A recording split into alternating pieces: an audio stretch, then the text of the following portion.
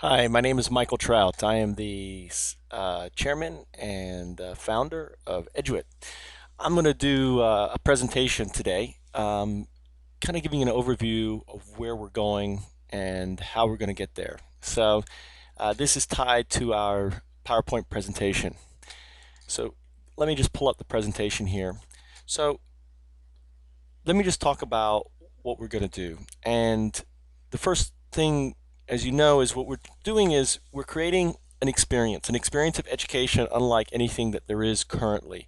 A new model of education where children can have an experience of being able to progress at their own rate, their own speed, get the information they need, get the testing, and without any barriers.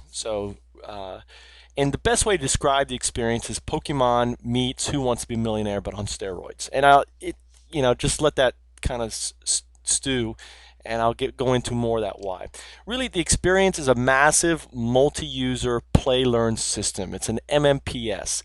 They don't exist right now. There's educational software, there's multiplayer, multiplayer online games, MNO PSs or whatever, but there's really no massive multi-user play-learn systems. So we're going to be the first MMPS on the market. So moving on to the next slide, what is the experience? So let me kind of paint to you possible future articles that I think could happen. I can see a Time magazine cover story article, Teachers, Do We Need Them? And the story is pretty much about how Eduit has created a vehicle for education where um, uh, uh, teachers are really kind of secondary. You know, there's my phone. Nice little. So, really, what we're looking at is creating an experience. And so, edit that out or whatever. So let me try it again. So teachers, do we really need them? This is a Time magazine cover story about how Edgewood has, in a way, replaced the traditional idea of teachers. The traditional idea of teachers is someone who gets in front of a class, does a presentation, and then the students write notes. And then after they write notes, they study the notes. And then after they study the notes, you know, they take a test. Usually this is, presentation, presentation, presentation.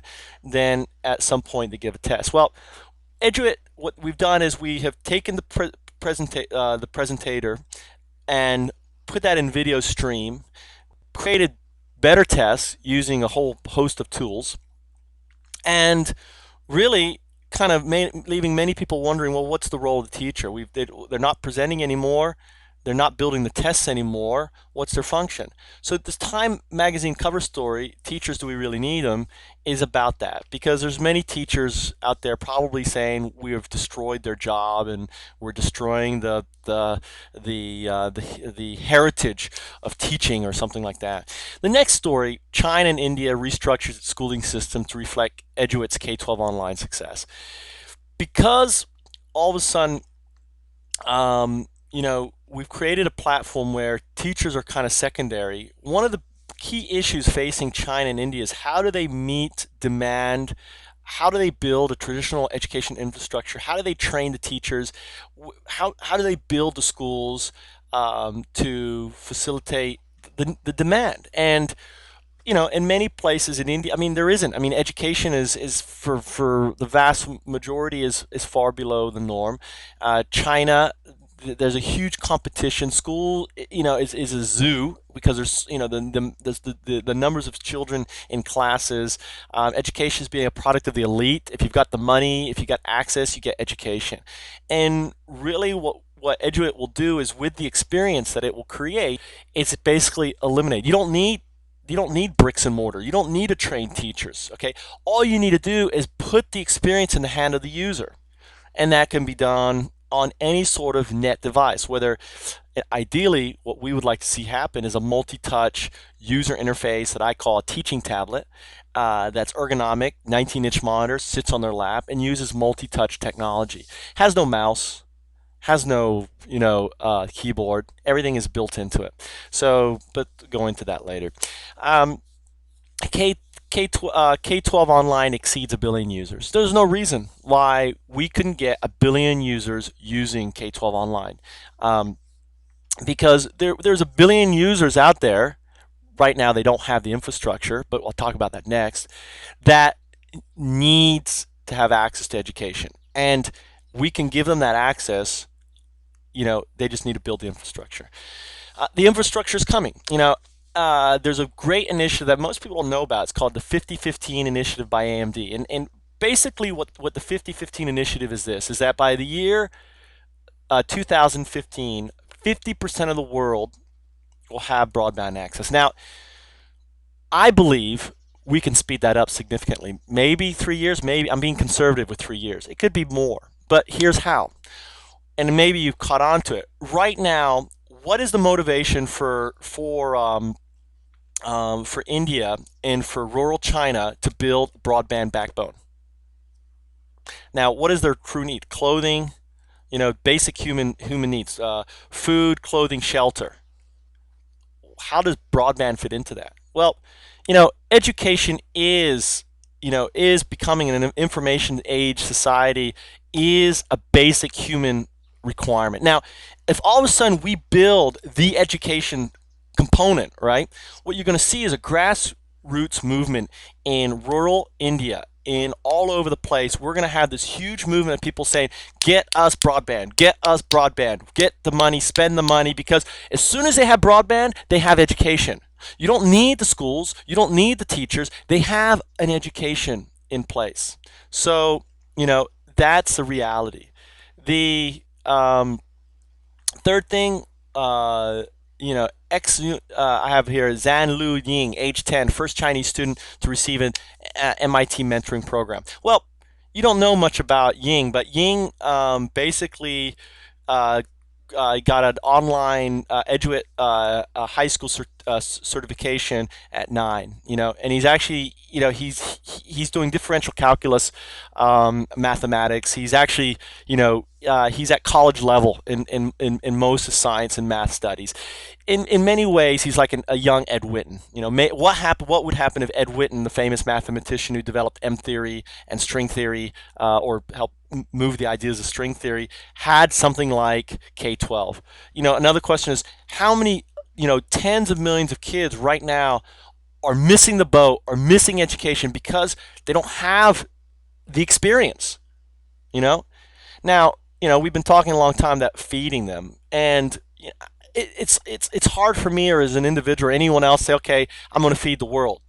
But right now, as an individual, as a group, as one party, we can provide an education system that's basically can flatten it and give kids all over the world access. And not only that, it give them access, or allow them to access their full potential, because we will be able to identify those Ed Wittens on K-12 online, in the experience. We will be able to help those people get the right mentoring, fit them in the right, because Harvard, Yale, MIT, Tokyo University, you name it, Harvard, Cambridge University, they're looking, our age is going to be expanding. So they're going to be looking for the next best, brightest, and we can provide them that fuel for the fire.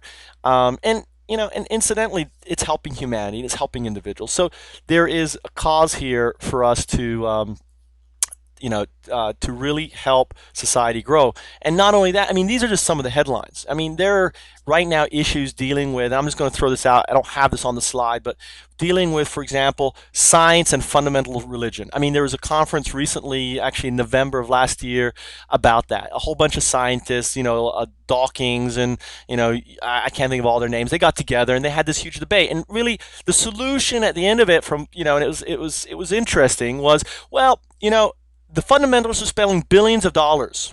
We need to come up with billions of dollars to fight their billions of dollars. And I'm saying, no, you don't.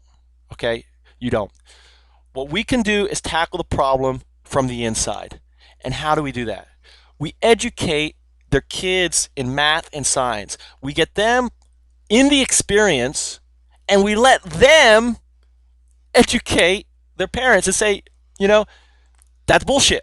The world is 6,000 years old. Bullshit. As Penn and Teller likes to say, it's complete.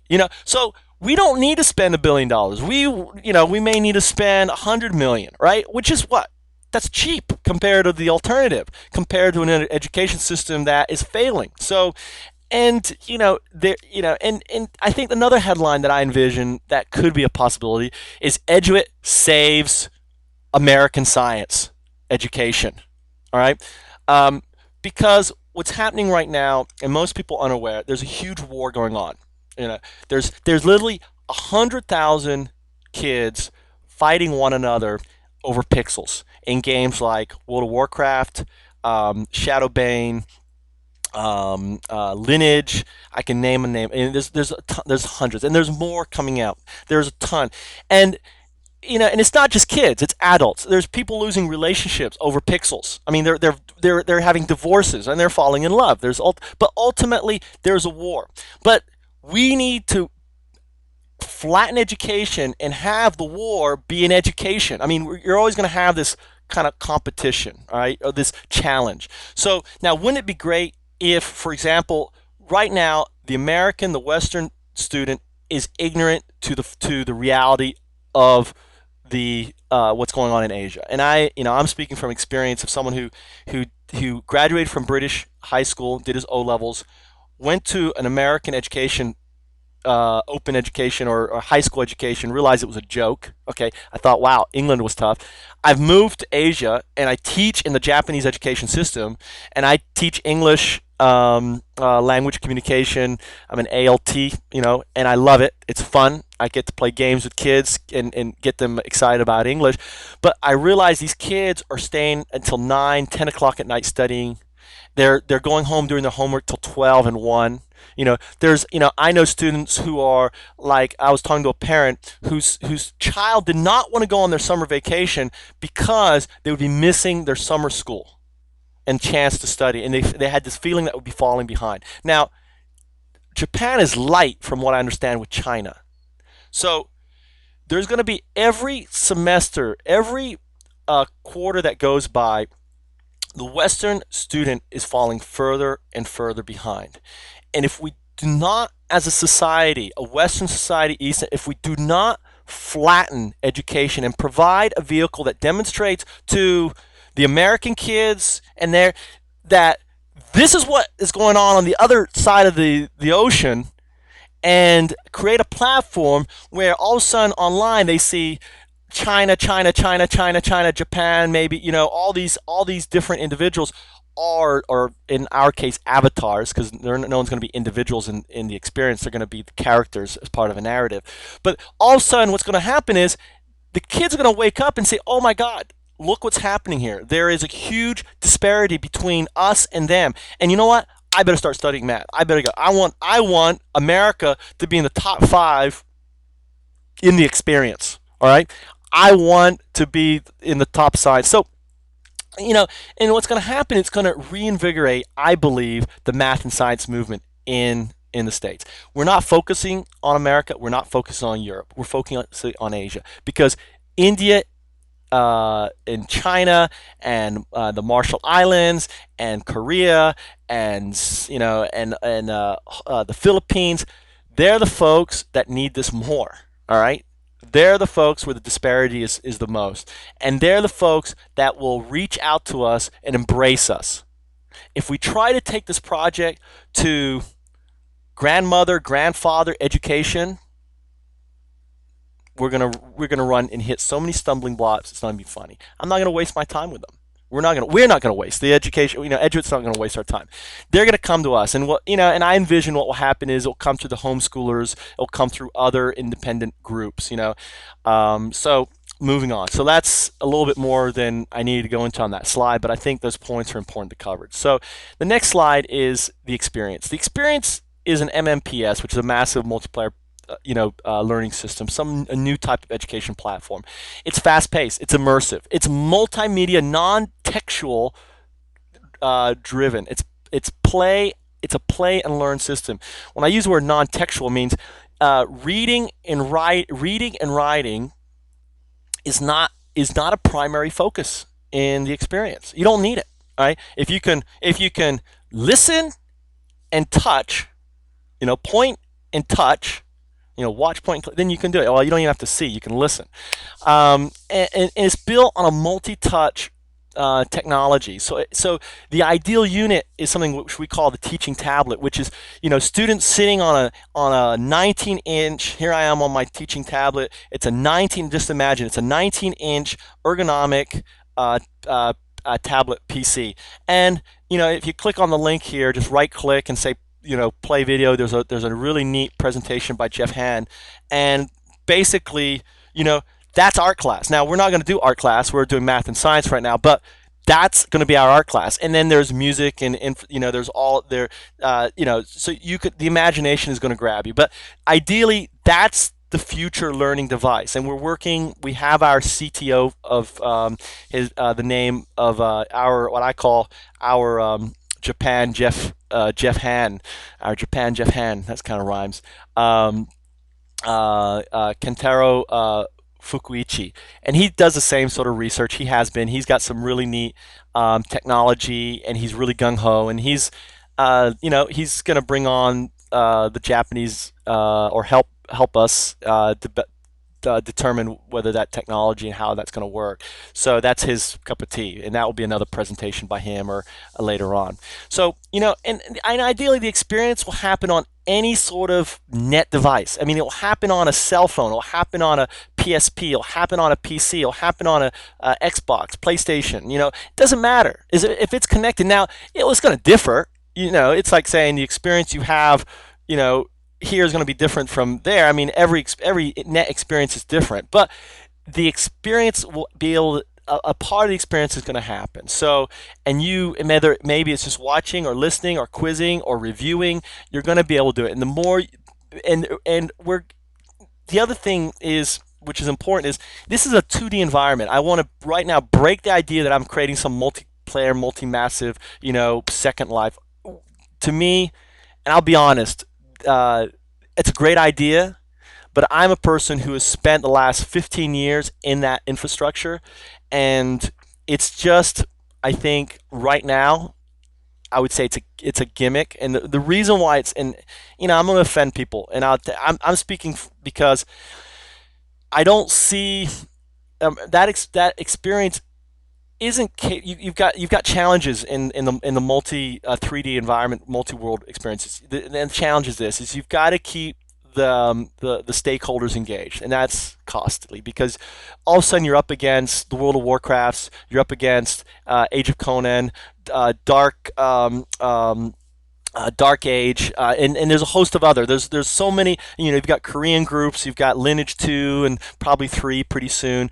You just can't. I mean, and people were spending basically hundreds of millions of dollars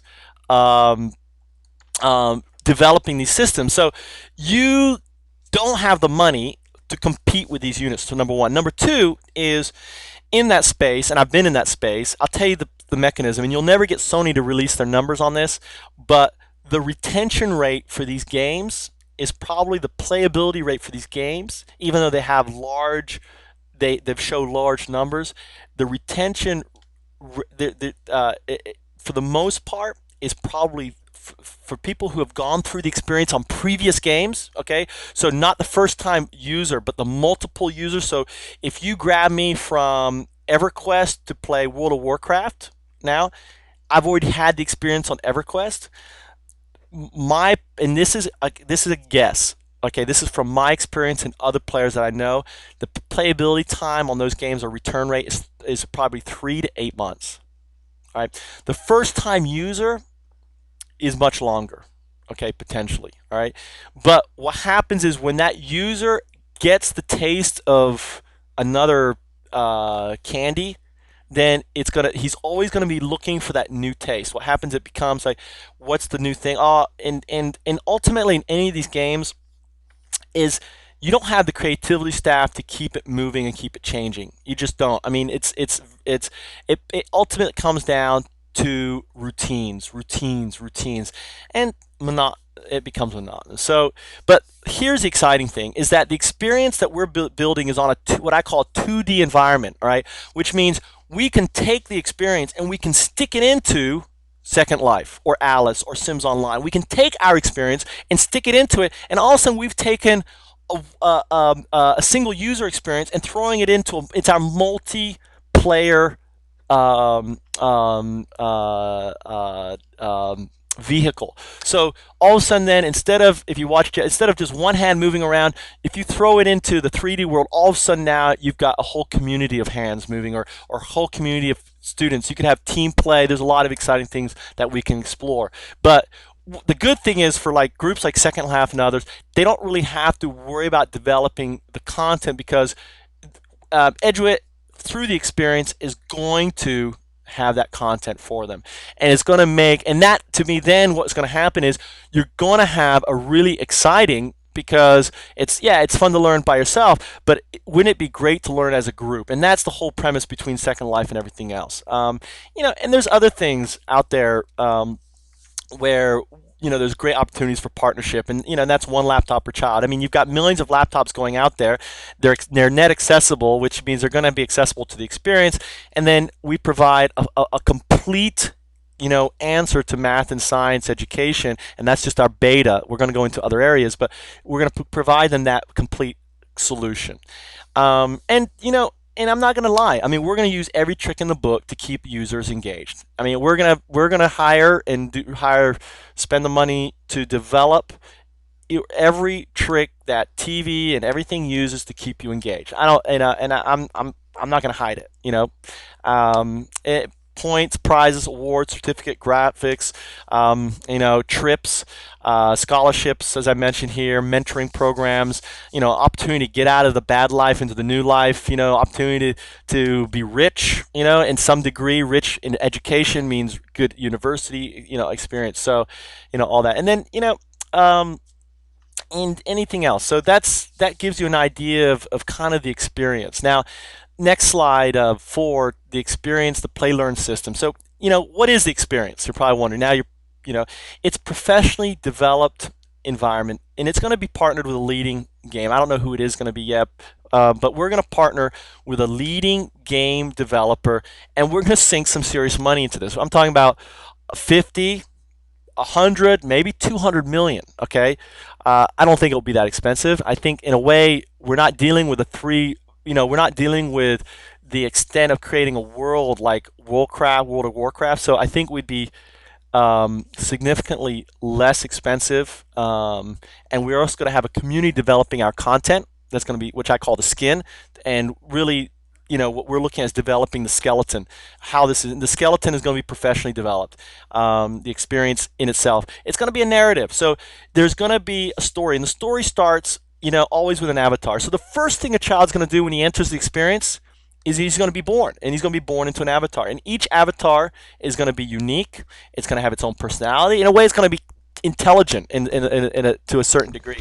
So I don't know why I have my headphones on, but and it's gonna allow in the avatar is going to take on the personalities of the student, and for example, our first two areas that we're beta testing are going to go into is math and science. Math will reflect its physical powers, and science will reflect its magical powers. So as the student reaches these specific milestones in their education, his avatar, just like Pokemon, now you get the idea of Pokemon meets Who Wants to Be a Millionaire but on steroids, is going to unlock powers, and he's going to grow. And there's some neat things that we're going to be able to do with the avatar. The student will be able to grab him off the experience, take him to school, take him to his buddy, and he'll have him in we'll call it the cocoon or something. He'll be able to take his little avatar, and he's going to fight each other. He's going to fight or test or challenge, as you say in education terms, his avatar, and it'll be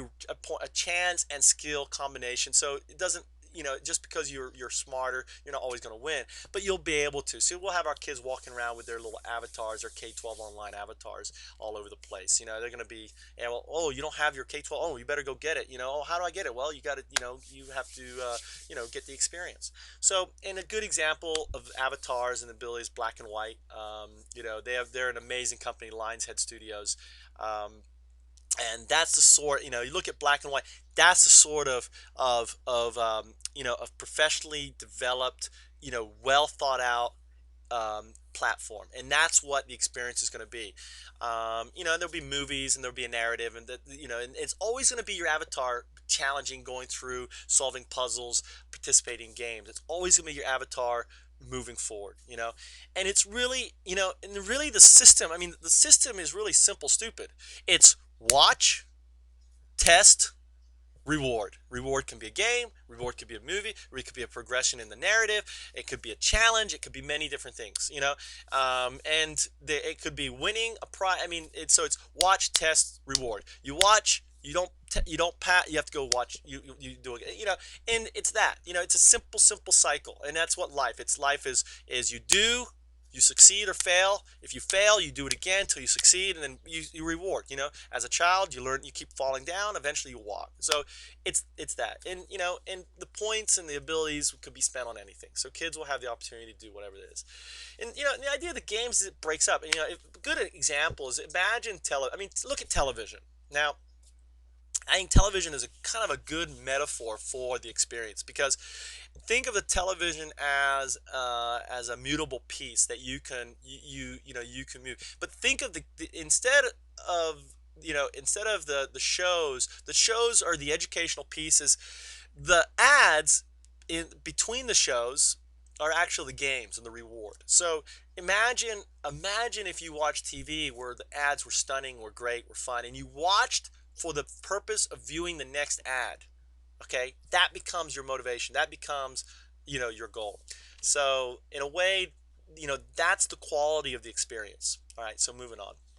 Technology, the technology behind K-12, and I think a lot of the money, or it would, I think, a lot of focus and thought will go into technology, and there'll be a lot of additions to this, but I'm going to give you just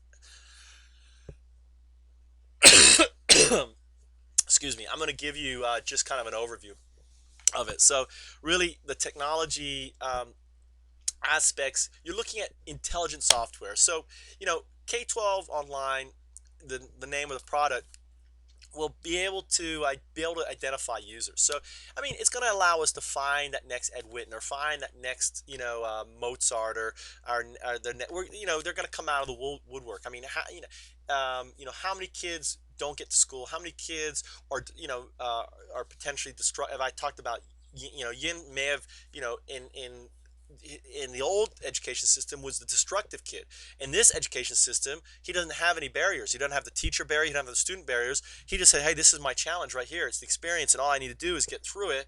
And all of a sudden you've got someone who is 11 years old doing differential calculus or something like that, you know and we will know who they are. And then there's going to be, like I said, there's going to be groups who are going to want them. So there's some technology behind it, and it's also powerful. I mean, we're going to use amazing tools like Mathematica and other platforms that are in there. I mean, by the time a student graduates from the experience in high school, he's going to be proficient in Mathematica.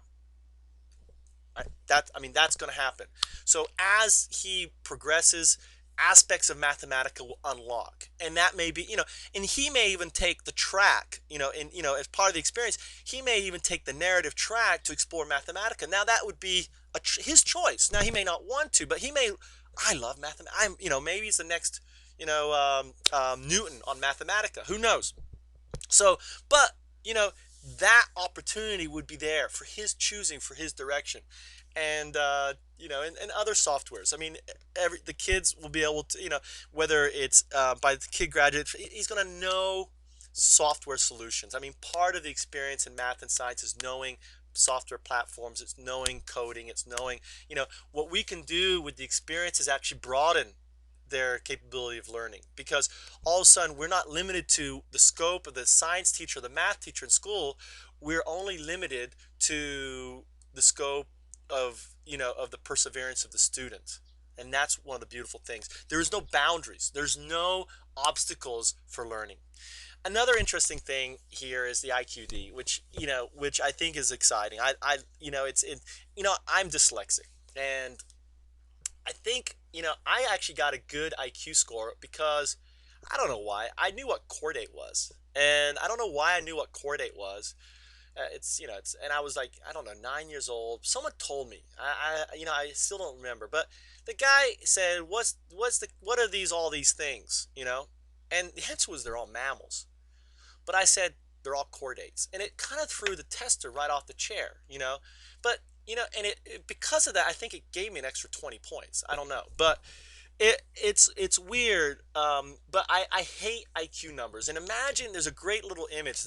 In Japan they use it, and I think of a 3D version of this, and this is what in the experience every student will have this. It's going to be hexagonal, and each one's going to be a triangle, and each triangle represents an area of knowledge. So you're going to start when you start K-12 online, you're the pixel in the middle. And as you go through math and science, you got one triangle is math, another triangle in the hexagonal is science, and every one will be computer science, language, arts, you could have many, many, many. Okay, you could fit. Well, it may be more than just a hexagonal, but it'll be user defined. So as the experience develops and grows like a child, and on an educational platform mechanism, you're gonna be able to create a unique three-dimensional image of your IQ, and it will be based on your retention of knowledge. It'll be based on your actual knowledge. There'll be a lot of, I mean, there'll be a lot of thinking on how it will be. It'll be a 3D representation, and I'm thinking, will be really neat once K-12 online or the experience is run long enough. You could probably take these images, these 3D images, and be able to create some sort of algorithm where it matches. So probably over time you could it's gonna, and maybe it will add maybe there'll be personality contextual to it, and a lot of other things. But what happens is all of a sudden you may be able to, and this is just a night theory, be able to help students with career path, because all of a sudden, well, I don't know about you, but college and high school, it's like you go through the stupid process with a counselor, and well, I mean, the counselor doesn't know you from Jack and doesn't really know you, but you know what, all of a sudden you have this IQD, and it is you, and you can, instead of going and talking to wasting your time with someone, you send it out there, and it may be a simple quiz like, what are people with my IQD, what are they doing in their life? And all of a sudden I have a whole list of things. Oh, I don't know anything about that. So I go through the experience and I learn about it. All right. Well, I don't know about this. I go through the experience and learn about it. And so all of a sudden I don't really need that counselor because, I'm using my IQD as a mechanism to determine. That's my theory. That's my idea of how it's going to work. So, the IQD to me is a very important, and it may be something you wear on your back as, hey, this is me. Hey, this is, or I can imagine Match.com IQD. They take the IQD and they figure out ways to I don't know. Maybe there is something. Maybe we discover the meaning of love by looking at the IQD, and maybe certain IQDs actually attract each other. So yeah, I don't know, but it's an interesting discovery. And another key thing here, as I mentioned, that is it keeps retesting. So one of the things that happens with education, like it's like, I don't know about you, but how much geometry or trigonometry, if I gave you a trigonometry question right now, could you do it? I mean, I took trigonometry. No, I couldn't, right? Well, because the information's lost. Or look at my math, my math, or even or language, or anything, right? We take the information. So wouldn't it be nice, even this is for adult learners or for anyone, to have a system that you as a user, as a mature user, not as a young user, as a mature user, you have full control of your interface of the experience, and be able to say, you're probably not playing games anymore. I mean, that was when you were younger, as elementary, preschool. Now that you're in high school and college, I mean, the game aspect isn't there anymore, and it's, you're just not interested in it. But what would be interesting is for those more adult and those more mature users, you have a mechanism. Hey, I want to keep my math at this level. I want to keep my math. So basically, it's going to periodically test you or throw it out there, or and you can either have it pushed to your cell phone, you could have it pushed to your iPod. Who knows? So you're constantly, or if you want to stay up on top of certain information, you're in a certain field, you want that information pushed to you, and some of the, maybe there's a learning curve to some of the technology that you need to go through and learn before you understand it. Through the experience, it would provide you that educational component. So you wouldn't need to sit there and read hours and hours of documentation. You would watch a presentation. You would do some testing and so on. And the other thing is Eduit certification program, which one of the biggest, and think, this is a learning platform, a play learn or a learning platform. We want to provide the Eduit GED certificate, which means you have qualified to pass high school through the experience. You've qualified to this, to that, to and there's no reason why, as is any computer programming, and all these certifications should be free. Face it, we should be spending, thousands of dollars, in my opinion, on these stupid certification programs that are out there, and they're just making someone rich. I mean, education needs to be accessible to all, regardless of social economic background. So if I have the ability, if I have the willpower, I should be able to get any certificate on any that I wish, and we're going to make that possible through the Eduit certification program. All right, moving to the next slide. What is Edgewood? Well, Edgewood is a nonprofit that I established, and it's going to go a lot quicker here. In 2001 for an IT startup. If you know, 2001 was kind of right when the bubble broke, so I was in the startup, and my idea was IT education, McDonald's for IT education for high school guys. And the idea was we get them in this called digital arena. We get them in the digital arena. We attract them there with games. You can see the connection here with the experience. So the experience would be the games, playing together. Then we introduce education. We get them, and the idea I had was we'd bring in funding through a nonprofit. So we established Edgewood. Well, needless to say, the startup went down because we were, what, 2 years maybe late. If it would have been 2 years earlier, we probably would have got all the money we needed, and it didn't happen. But I was left with Edgewood, and with that, I forgot all about it. But when I was looking for a home for a K-12 online initiative, I went to a bunch of people, and no one was listening. And then it dawned on me, wait a minute, I have a nonprofit. So I basically dusted off, and that's what we have. So and the vision is simple. Next slide, 7. The vision is simple. Flatten global learning using information technology. We can do it. We have everything that I'm describing is already invented. Everything that what we will seek to use is there in place. And they're all Web 2.0. I mean, and maybe the experience will be the first Web 3.0, or one of the first Web 3.0 events. Creating this massive multi-user play learn system, because it's going to pull together, as you see, certain aspects of the technology.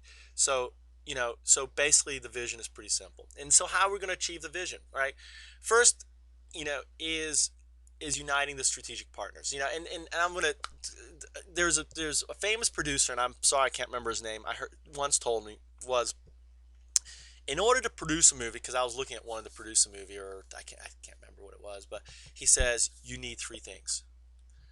You need two out of the three things. All right, you either need to have the money. If you have the money, then you don't need the other two. Or actually, you need, if you have the money, technically you don't really need the other two, but you need money. You need an idea, or a good idea, because what he was saying, even if you have all the money in the world, if it's not a good idea, no one's going to jump on it, right? So it's not going to get done. And finally, you need a name. So if you have money and a name, you can produce a movie. If you have a good idea and a name, you can produce a movie. So in essence, the name becomes the strategic partners in this case. The idea behind Eduit and what we're is solid. I mean, the need is there, the technology is there, the idea is, the solution is very doable. The one thing we're missing right now is the money, and that's the big reason why I'm doing this presentation here. And it's getting dark here. We're having a thunderstorm in Japan. So here's the big picture. So, what is Eduit? Eduit really is, I would think, the IOC for the global education movement, GEM. Eduit ultimately will become the organization that's going to sit on top of in a way, global education, and it's going to be the institution that's going to go out and basically be leading the charge of open, free, boundless education for all, regardless of the social economic disposition. I mean, period. And no matter what, whether it is in second education, colleges, whatever, being able to take MIT open courseware and turning all of that open source into high quality content, video driven, technology, organizing groups of students throughout the world, videotaping their professors, uploading it to, what I call Edgewood's media archive, or the content. So basically, Eduit, and a whole, we plan on hosting the Eduit Jam Conference, hopefully in the Marshall Islands in 2009. And at that conference, that conference is going to be about drafting the Global Education Movement Charter. And it's going to be about showcasing the partners and who's involved in helping to make the experience a reality.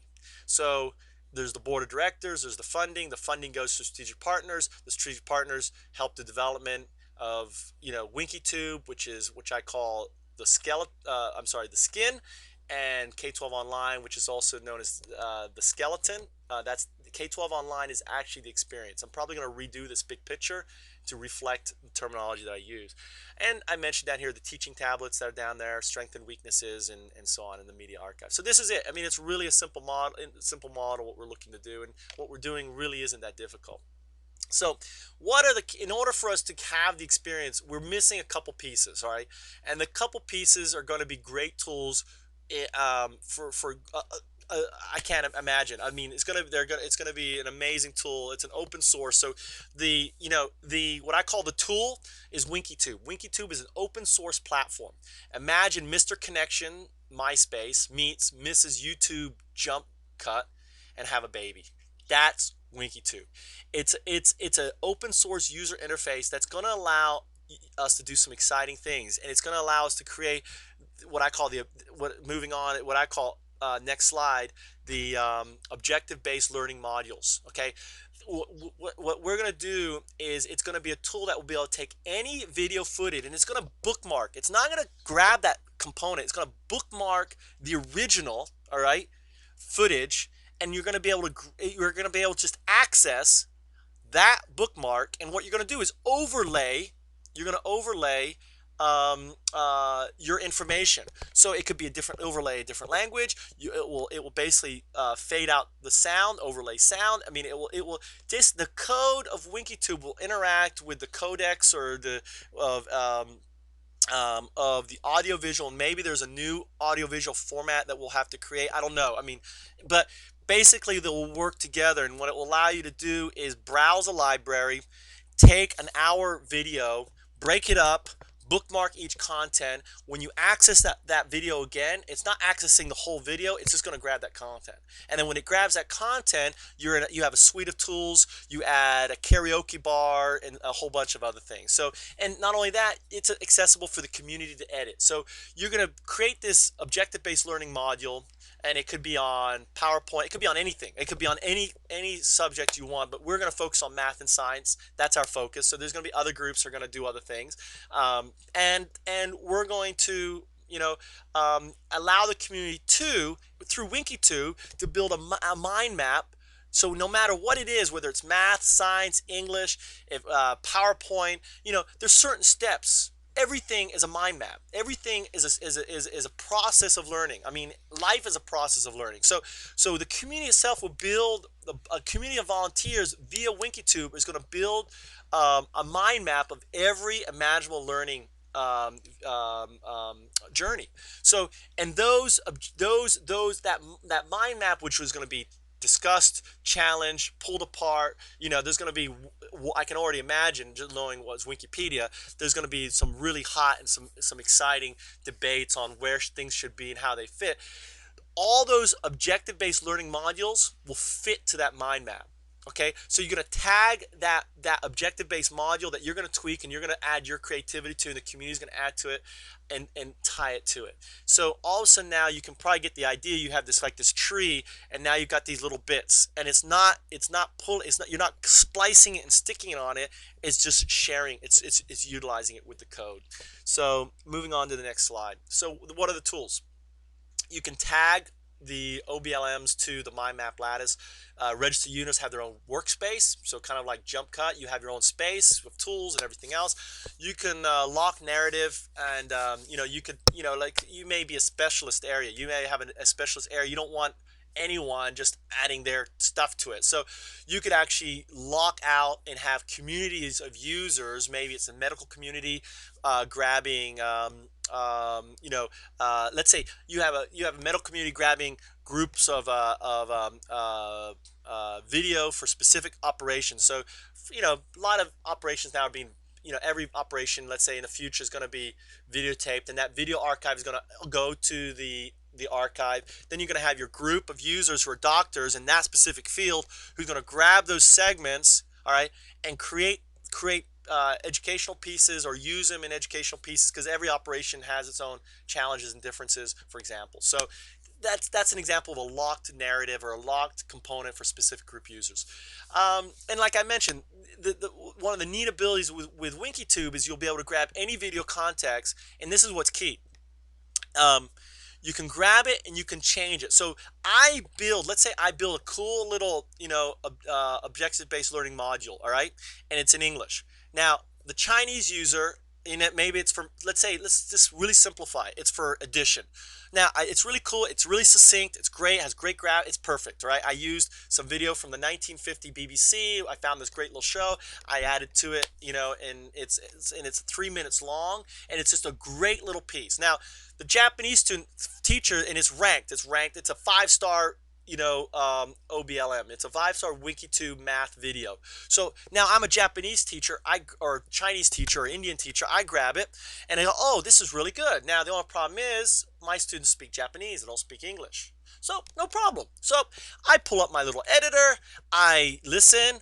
I pause. I say the same words. I play again, I listen, I pause, I play, and then I tie it together, and all of a sudden, then I type up my kanji, and all of a sudden, and that with a little bit more work, I tie it in. So all of a sudden now I have the same piece, and I have my students. I have the same piece, the same quality, but it's my voice. And it has a karaoke, which is great for reading. It had English and karaoke. You would probably teach English reading a lot easier. But I have my Japanese karaoke or my Chinese karaoke bar going with my words. So that becomes, a great tool. And then the special effects, I've got a clip here. This is actually our CTO, his work. So you're going to be able to do some really cool things with the WinkyTube video. And, the other tools, you're going to have quiz, and we're not going to waste our time with one. Most educators have one set of type quizzing. We're going to create a suite of testing mechanisms, and they're going to be exciting, and they're going to be developed using the latest knowledge that we have. So that's it. I'm actually like really dark here. I wonder if I can fix my settings here. Actions, help. I wonder how. I can't right now. I'm on it. So anyway, well, it's kind of cool. I got a black background, so it's not bad. All right, so moving on. So the other piece is the content, right? It's the video. And I think that, we will host, or someone will host, in partnership hopefully with Google or someone. We're going to get together with, and basically all this content. And we may have to put the content in a different sort of video format, to hopefully an open source video formatting platform that will allow us to grab or to bookmark and grab, because the idea is that if you have a streaming video, it's only going to open up in that bookmark component. It's not going to open up at the beginning, load the whole thing, then jump to it. It's just going to, all right, that's it. It's going to grab that piece. So, it's doable. That's not difficult to do. So may have to figure out the way to do that and maybe build some different codecs and partnerships. So, and key partners are going to have to be Creative Commons and the Internet Archive. Those are key folks that we're going to have to have on board because there's going to be copyright issues. We're going to let them handle that and let them, that's what they do. We're not going to get into that fight. Um, um, you know, that's going to be a community fight, and we're just going to provide the tools for the community to learn. So, the last picture really image, the last slide, you see the experience, you see the pieces, the tools, the experience. Basically, the users are going to interact through the experience, or they're going to bypass the experience to the content. I mean, you can watch the shows or whatever. You don't have to go through the experience, or bypass it to grab the tools and use them for medical. I mean, there's going to be whole groups of people who are going to use the WinkyTube tool set to do stuff. And and ultimately they feed together, and there's some things here about the partners that we want to get on board, and some of the tools I have outlined there. This is all in the user base on who are the users and everything else. So I hope you've enjoyed this presentation. I try to go through as fast as I can. I hope you know I hope this is enough interest for you to realize this is the future of education. Eduit, education, information technology, is positioning itself to play, you know, take the leadership and do it. I mean, no one else is, so, we might as well do it. So I hope to have you involved. We do have a community site. If you go to the website, it says community. So there's a community site on Winky Cities called K12. So it's Winky Cities K12 for you to participate in. There's plenty of places. We need people. We need passion. We need energy. And I hope you know, I'm opening my heart. I'm as fanatical as it gets. I'm your evangelist, fundamentalist preacher for flat education. So, signing off, Michael Trout from beautiful, well, right now stormy, Japan. So, this is pretty much. Be honest with you. Most people start a business in the garage. I'm starting this in a rice paddy. Nice meeting you.